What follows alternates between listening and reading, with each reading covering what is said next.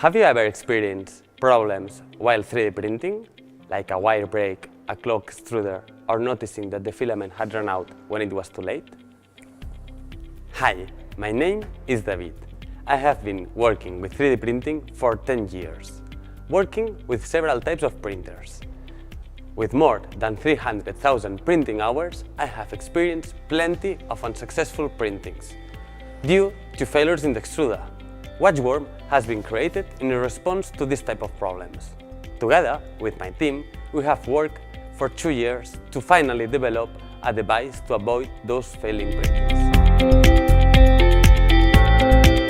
WatchWorm is easy to install and compatible with 90% of the 3D printers on the market. WatchWorm is a sensor that, monitoring and controlling the extruding system of a 3D printer, avoids more than 80% of failing printings.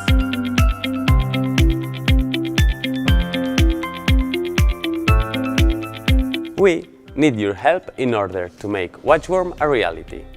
With your collaboration, we will manufacture a mold, improve its usability and reduce its cost.